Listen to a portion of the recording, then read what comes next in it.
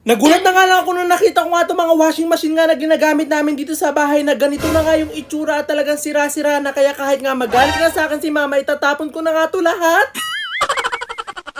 Ang ganap ko nga sana ngayong araw ngayon, magwawalis nga ako at lilinisin ko nga yung bakuran nga namin, kaso sa hindi nga inaasahan nga, talaga napansin ko nga itong aming washing machine. Nagulat na nga lang ako sa pagkakita ko nga dito nga sa aming mga washing machine kasi mukha na nga silang mga aswang. Hindi nga kasi ako pala punta nga dito nga sa labahan nga namin, kaya talagang hindi ko napapansin nga itong mga washing machine nga namin, at talagang nito ko lang siya nakita. Napakatagal na nga kasi ng mga washing machine na to dito nga sa amin, hindi ko na nga matandaan kung kailan nga o anong taon nga to binili. At habang tinitignan ko nga itong mga washing machine nga na to, talagang hindi ko nga kinakayanan at sa tingin ko nga deserve na nga nila magpahinga. Kaya talaga nakapag-desisyon na nga ako na kahit nga magalit nga sa akin si mama, talagang ipagtatatapon ko na nga itong mga washing machine nga na to. Hindi nga kasi nakaka-very demure at very mindful nga kapag nakikita mo nga itong mga washing machine na to na nandito nga sa labahan namin. At kung makikita nyo pa nga lang dito, talaga matagal na nga itong washing machine na to kasi yung pinaka-hose at labasan niya nga ng tubig talagang kumukupas na. Kung nagsasalita na itong mga washing machine namin, sinabi na nila na mag-retire na sila.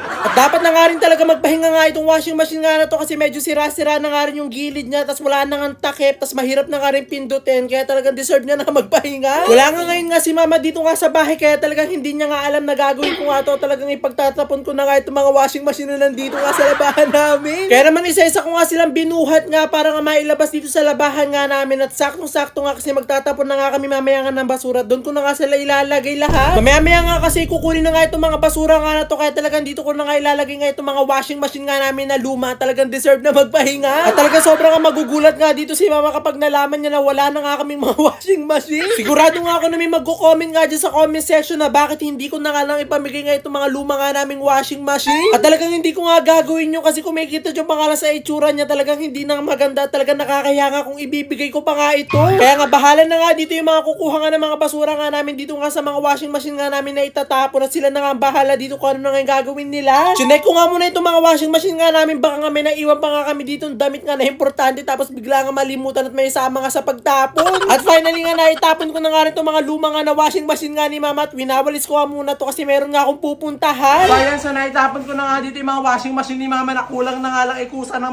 umalis at mag-retire. So bulok na. So dahil nga tinapon natin yung mga washing machine, pag uwi din ni mama mapapansin niya yun kasi lagi siyang dumidiretso dito. So ang gagawin na nga lang natin, bibili tayo ng bagong washing machine. Ayan. Para may pamalit yung mga tinapon natin. Kasi pag wala washing machine dito, wala na makakapaglaba. So tara na nga, bumili na nga tayo ng washing machine.